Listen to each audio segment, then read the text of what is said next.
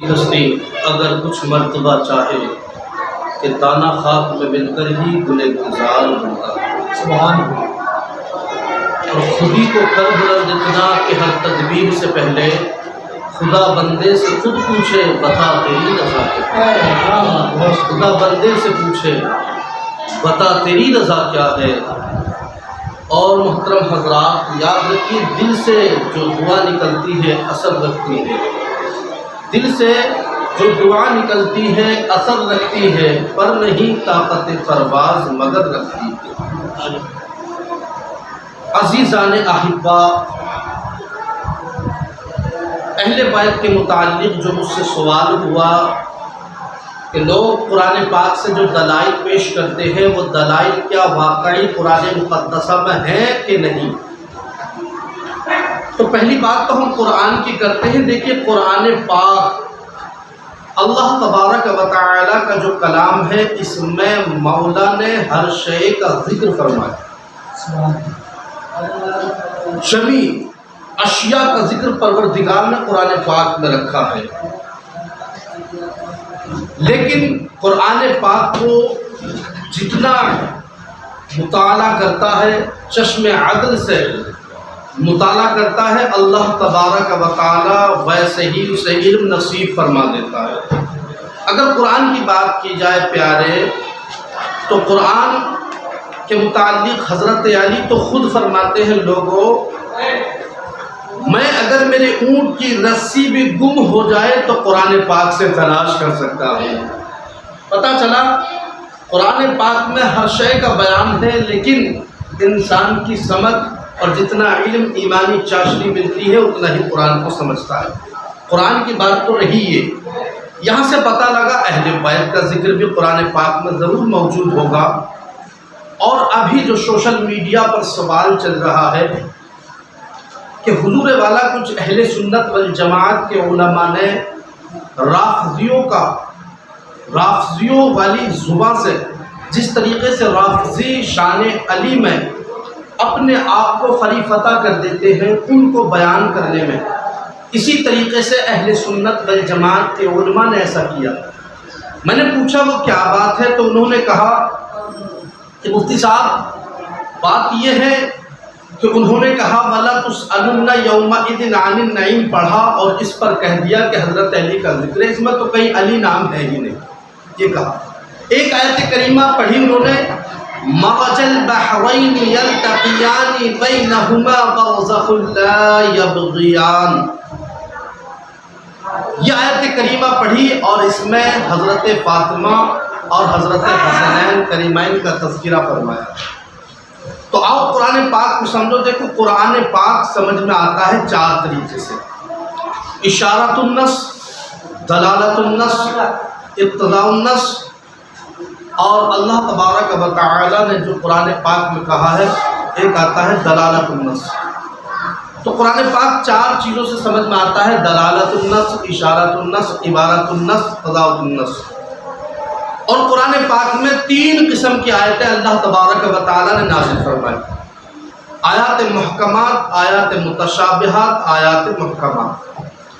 یاد رکھنا جو مسئلہ آپ نے مجھ سے سوال کیا ہے اسے سمجھنے کے لیے یہ علم ہونا بہت ہی ضروری ہے۔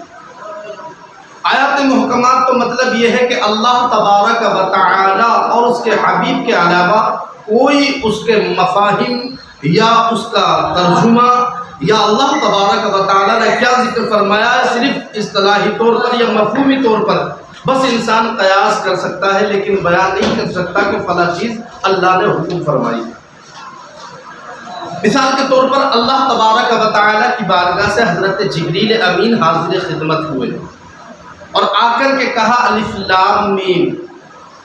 نبی کونین صلی اللہ علیہ وسلم کی بارگاہ میں جب آ کر کے کہا جبریل امین نے، مگر وہ اسی کشم و کش میں تھے کہ اللہ نے اس آیہ کریمہ میں کیا کہا، کیوں سر اس آیہ کریمہ میں اللہ تبارک و تعالیٰ نے کیا کہا، اس لیے کہ جب وہ آیت لاتے تھے تو سمجھ کر کے آتے تھے، اور سمجھ کر جب آتے تو مسکراہٹ لبوں پر رہتی تھی اور کسی طریقے کا کشمکش کا عالم ان پر طاری نہیں ہوتا تھا۔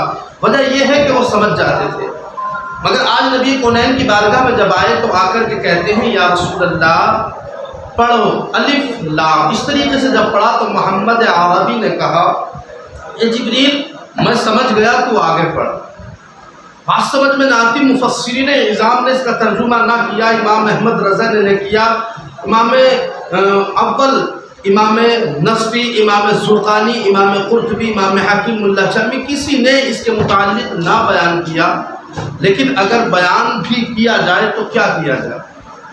چونکہ جبریل امین ہی نہ سمجھ پائے تو نبی کونین کی جب بارگاہ میں بات آئی تو عرض کیا یا رسول اللہ آقا کریم آپ کیا سمجھ گئے؟ تو میرے آقا کریم نے ارشاد فرمایا جبرائیل میں سمجھ گیا یا رسول اللہ میں تو نہیں سمجھا، آپ کیا سمجھے؟ جب یہ کہا تھا نا تو آقا کریم نے ارشاد فرمایا جبرائیل تمہارا کام سمجھنا یا نہ سمجھنا نہیں ہے، بلکہ اللہ نے جو نازل فرمایا ہے قرآن پاک کی کچھ آیتیں آپ کو لے کر کے بھیجی ہیں وہ مجھ تک پہنچانا تمہارا کام ہے، سمجھنا میرا کام ہے، سمجھانا مولا کا کام. اس لیے کہ اللہ تبارک و تعالی رحمان ہے، مولا کارساز مجھ کو پڑھاتا ہے، اسی نے مجھ کو علم دیا ہے. اور واقعی جو اللہ کے انبیاء ہوتے ہیں وہ سمجھے ہوئے آتے ہیں، بلکہ پوری دنیا میں سب سے ممتاز ہو کر کے اللہ تبارک و تعالی ان کو پیدا فرمایا. اور پھر اللہ تبارک و تعالی نے قرآن پاک جو لوگ اس پر سوال آج پوری سوشل میڈیا پر بات چل رہی ہے کہ اہل بیت کی شان کیا ہے، تو آپ نے دیکھا نہیں اللہ نے 22ویں پیرے میں فرمایا انما یرید اللہ لیذھب عنکم الرجس اہل البیت ویطہرکم تطہیرا.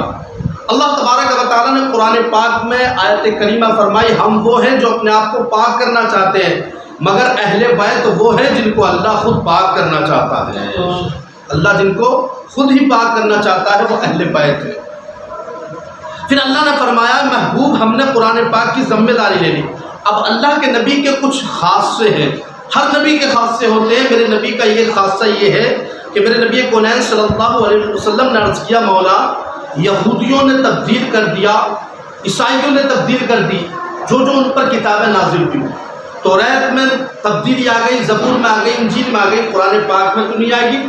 تو اللہ نے ارشاد فرمایا محبوب قرآن پاک میں کسی طرح کی نہیں آ سکتی. وجہ یہ ہے کہ مقصد یہ ہے کہ اسے نازل ہم نے کیا ہے اور اس کی حفاظت کی ذمہ داری بھی ہماری ہے.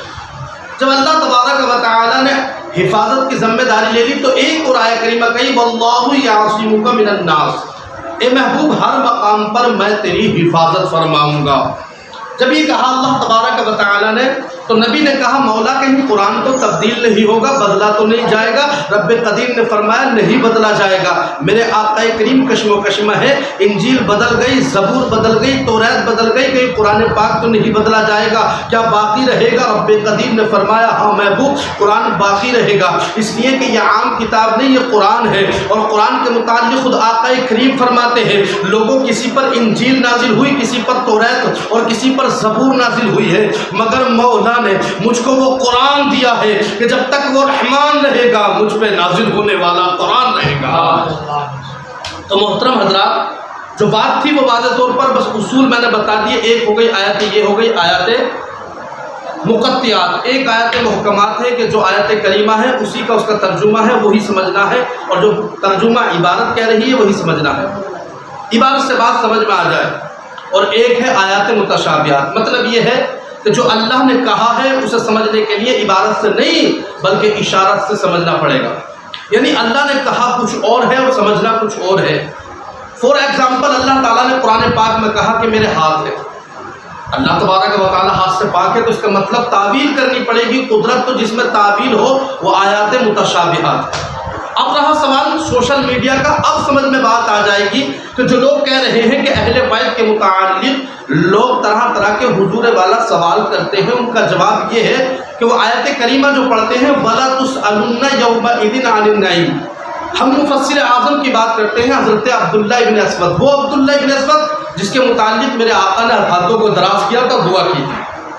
اب ایمانداری سے بتاؤ جس کے لیے دو جہاں کا سلطان دعا کر دے کیا اللہ تبارک و تعالیٰ کے نبی کی دعا رد ہو سکتی ہے؟ نہیں ہو سکتی. اب جب نہیں ہو سکتی تو گویا کہ اللہ تبارک و تعالیٰ کے نبی نے حضرت عبداللہ ابن عباس کے لیے دعا فرمائی ہے اور وہ کہتے ہیں اس آیت کے متعلق اس کا مطلب یہ ہے کہ وَلَا تُسْأَلُنَّ، اللہ تم سے سوال کرے گا نعمتوں کے بارے میں، بعض نے کہا جنت کے بارے میں، لیکن وہ بیان کرتے ہیں لوگوں اللہ تم سے سوال کرے گا علی اور آل علی کے حق کے اور ان کی اولاد کے حق کے بارے میں۔ تو اس کے متعلق وہ کہہ دیا کرتے ہیں، واقعی بات واضح ہے کہ اس آیت کریمہ میں اللہ تعالیٰ اپنے آل یعنی آل رسول کے بارے میں ہم سے سوال کرے گا، ان کے حق کے بارے میں پوچھے گا۔ رہا بات دوسری آیت کریمہ کے جو سوشل میڈیا پر چل رہی ہے، اس پر لوگ واضح طور پر بیان نہیں دیتے ہیں، کہا انہوں نے کہ مرج البحرین یلتقیان کہتے ہیں، اس کا کیا مطلب ہے؟ اس میں حسنین کریمین حضرت علی حضرت فاطمہ الزہرا کا تذکرہ کرتے ہیں۔ تو پیارے ایک بات یاد رکھو، مرج البحرین یلتقیان مفسر اعظم، یہ مفسر اعظم ہے اور یہ بیان فرماتے ہیں حضرت عبداللہ بن عباس لوگوں مرج البحرین یلتقیان بینہما برزخ لا یبغیان، اس سے مطلب یہ ہے کہ دو سمندر جو پاکی کے ہیں، ایک سمندر کا نام فاطمہ ہے اور دوسرے سمندر کا نام علی مرتضیٰ۔ صوفیان نظام نے فرمایا آگے کہ یخرج منہما اللؤلؤ والمرجان، کبھی اعلیٰ کہنے کے بعد یخرج منہما اللؤلؤ والمرجان، یعنی ایک لؤلؤ اور ایک مرجان موتی کا ذکر اللہ نے کیا، تو اس میں مطلب یہ ہے صوفیان نظام نے فرمایا یہ حسنین کریمین کا ذکر ہے۔ ورنہ آپ دیکھو امام حسین جب پیدا ہوئے تو پیدا تو بہت لوگ ہوئے، مگر پہلے زمانے میں رسماً لوگ شہد پلاتے تھے کسی عالم کے ہاتھوں سے، وجہ یہ تھی کہ اس کا کردار اس کا اخلاق اس کے اندر آ جائے، مگر نبی نے امام حسین کو شہد نہیں پلایا، وہ کوئی طریقے سے شہد نہیں پلایا ہے یا کوئی میٹھی چیز نہیں دی، بلکہ نبی کونین نے ہاتھ میں لے لیا، پوچھو یا رسول اللہ تم نے شہد کیوں نہیں پلایا ہے؟ تو یاد رکھو شہد اسے پلایا جاتا ہے کہ جسے مٹھاس کی ضرورت ہو، مگر میرا ماننا نہیں بلکہ پورے اللہ تبارک و تعالیٰ کے نبی کے چاہنے اور وفاشار لوگوں کا بھی کہنا ہے کہ جو نبی کونین صلی اللہ علیہ وسلم کے عاشق ہو جاتے ہیں، ان کا کہنا ہے لوگوں یہ شہد انہیں کیوں پلا جاتا، بلکہ شہد کو جو مٹھاس کی خیرات ملتی ہے وہ حسین کے قدموں سے ملتی ہے۔ تو نبی نے اپنی زبان پلائی، زبان تو بہت لوگوں کو لعاب دیا ہے، مگر امام حسین کو جب دیا ہے تو اپنی جیب ان کے منہ میں دے دی ہے۔ اور اسی میں یہ بات تبھی تو نبی کونین نے فرمایا میرا بیٹوں میں سے ایک بیٹا حسین ہے، بیٹوں میں سے ایک بیٹا حسین۔ جب یہ آیت کریمہ نازل ہوئی تو نبی کونین نے کہا میرے بیٹوں میں سے بیٹا ہے، اس کا مطلب یہ نکلتا ہے کہ میرے بیٹوں میں تو غوث اعظم بھی ہے، امام مہدی تک بے شمار آئیں گے، مگر بیٹوں میں سے مراد یہ ہوتا ہے کہ میں جو کہنے لگوں میرے پہلوانوں میں سے ایک پہلوان ہے، میرے عالموں میں سے ایک عالم ہے، میرے بہادروں میں سے ایک بہادر ہے۔ ایسے ہی اللہ تبارک و تعالیٰ کے نبی نے کہا میری آل تو بہت آئے گی، مگر میری اولاد کا سارا تقوی ایک جگہ پر رکھ دو، ساری بہادری ایک جگہ پر رکھ دو، سارا تقوی ایک جگہ پر رکھ دو، جمی چیزوں کو ایک جگہ پر رکھ دو، بہادری کو ایک جگہ پر رکھ دو، اشیاء کی ہر چیز کو میرے بیٹوں کے سامنے رکھ دو، تو تمام بیٹوں کا جو نکھار نکل کر آئے گا وہ تمام نکھار کو اگر ایک ہستی میں ملا دیا جائے تو اس ہستی سے امام حسین بن جاتا ہے۔